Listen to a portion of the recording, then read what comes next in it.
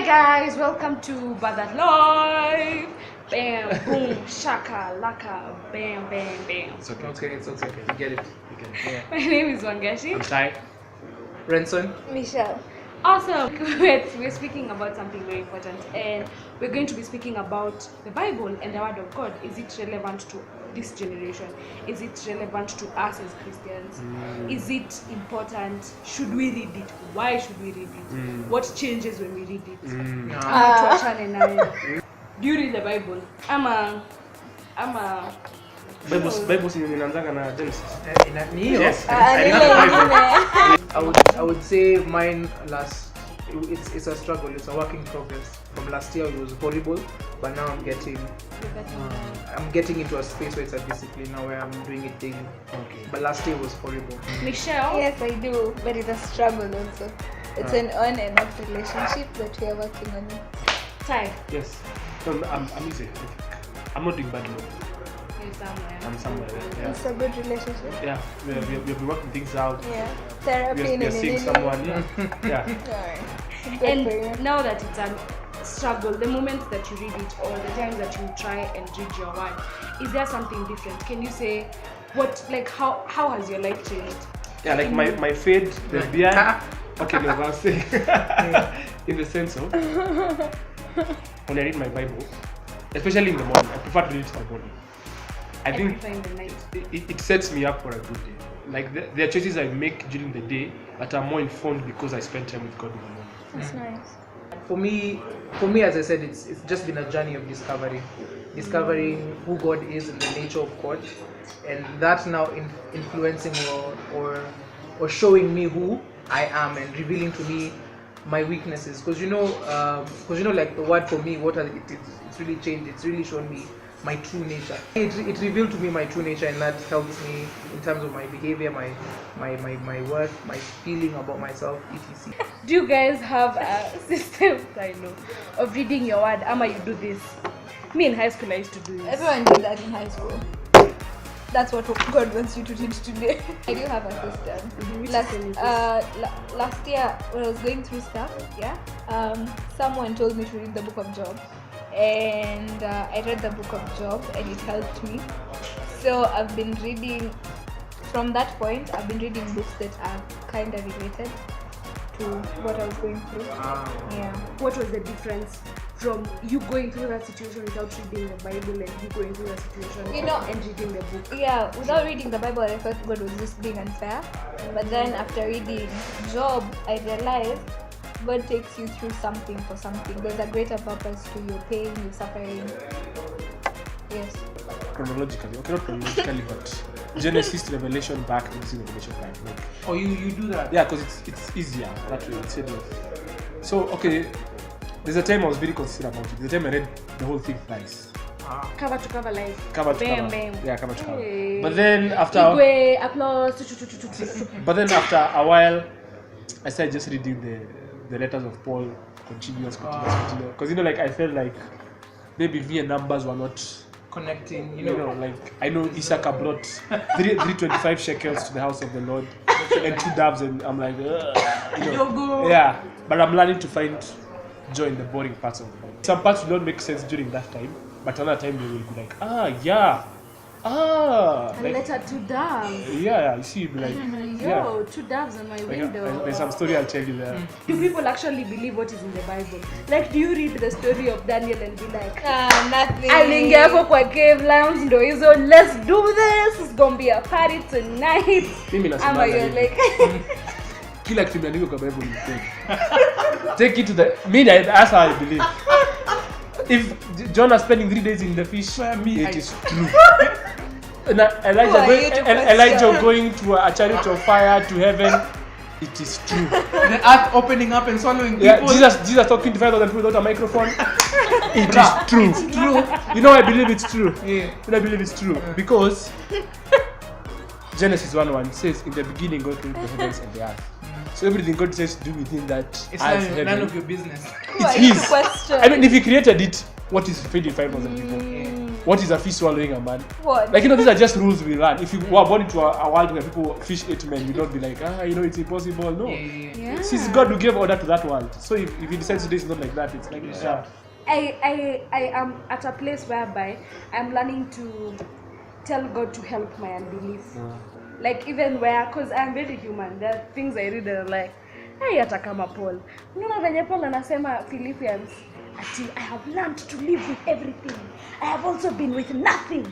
But I have decided, I have learned in all things, in poverty, in riches. Poverty. But if you compare that to being swallowed by a fish for 3 days, You're like, no.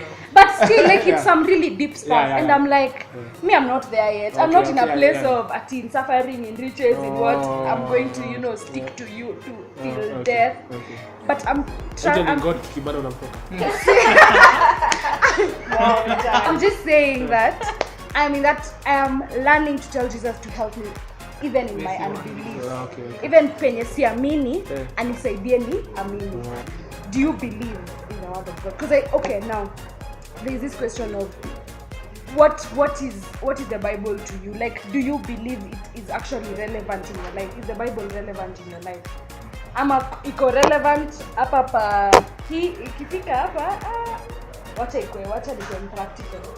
For me, I think, to be honest, it depends on the kind of season I am in, and it depends on the kind of season I'm in. Where sometimes you're going through things, and sometimes you look at the word in your life, it's not relevant. So that and it used to be a very real struggle for me, because that kept me away from the word. Because I was like, God, you're not speaking to me through your word about concerning this particular issue in my life. But now when God revealed himself to me, I saw that indeed sometimes he prepared you before, like whatever season I should going through. Yeah. Michelle? I do believe the word, I do believe the Bible.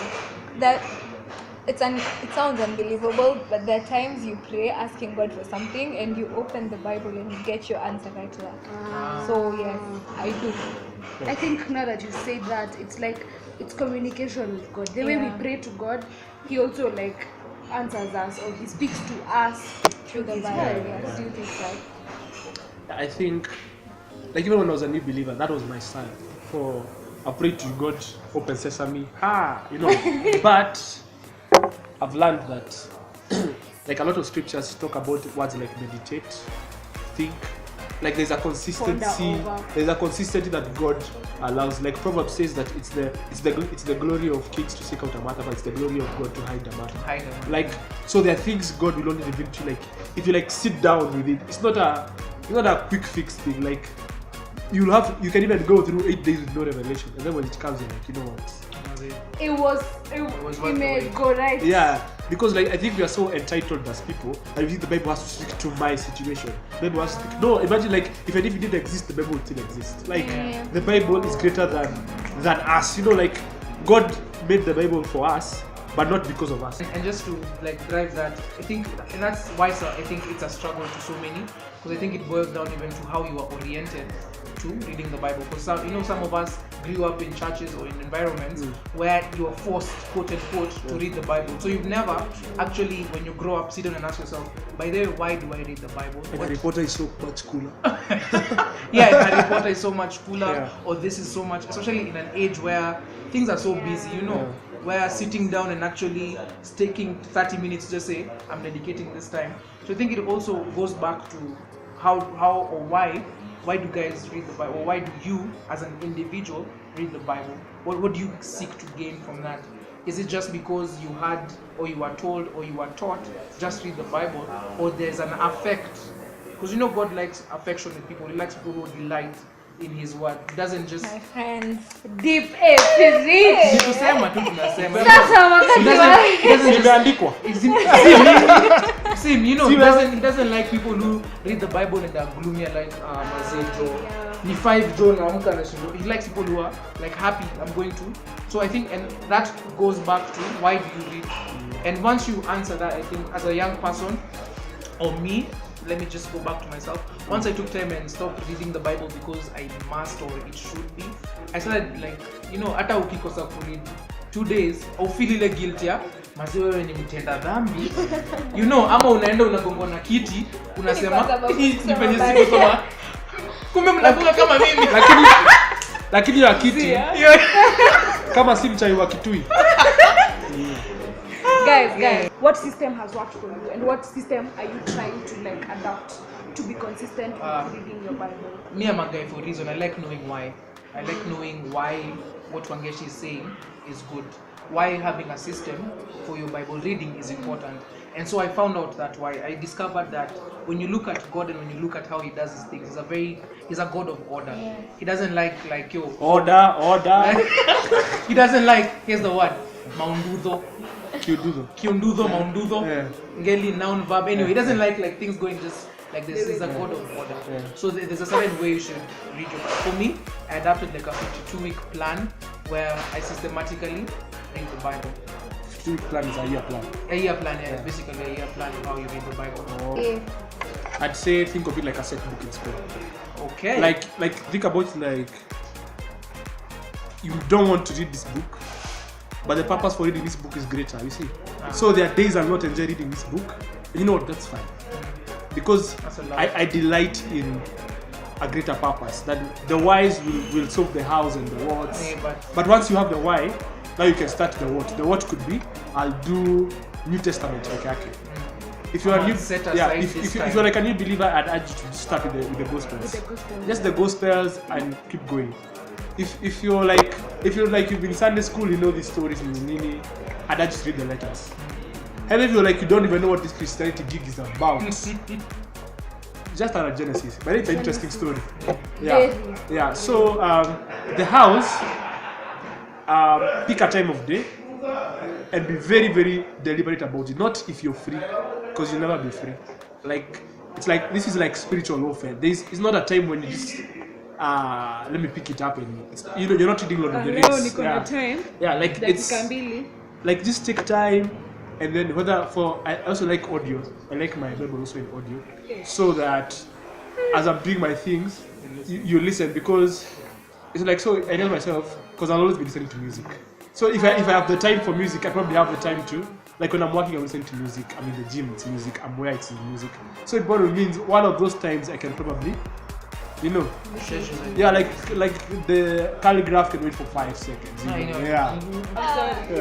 For me, I'd say find a book that is relevant to what you're going through at that particular time, and then from there, God will guide you. Yeah. Discover. If you're in love, go start from the Parting shots. I'm okay. I say my parting shot to everyone. I think Bible reading is essential. It's not something you can, at the hip-hop. It's something that is essential for your Christian growth. If you want to grow, you must read your Bible and pray every day. So I'd say that you use that and take that in all seriousness that it deserves. And also, as I said, delight. Don't be just gloomy about reading the Bible. Delight. Have an effect. Put some emotion into like reading a word. Yeah. My parting shot is John 1:1. In the beginning, there was the Word, and the Word was with God, and the Word was God. I have literally gotten to understand that this Word is not just pages. This is God. This is life-giving. Like, this is God Himself, in flesh and in scripture. So, me reading my Bible is me spending time with God. It's me taking time to spend with my Maker and just to get to know more about Him. And I've realized the more I read the Bible, the more I get to know more of Him. Then I get to understand me and the purpose that He has laid out for me. I tell guys to just stop and focus. Like we're in a generation where we are distracted by everything. Like there'll be a better song to listen to. There'll be someone who's upping you. There'll be someone like, not just in the Bible, but even in other things. We are losing the ability to focus on one thing for an hour. You see, and so I urge you to like switch off and just go to God. Like this be like this time is God. Liwe liwalo.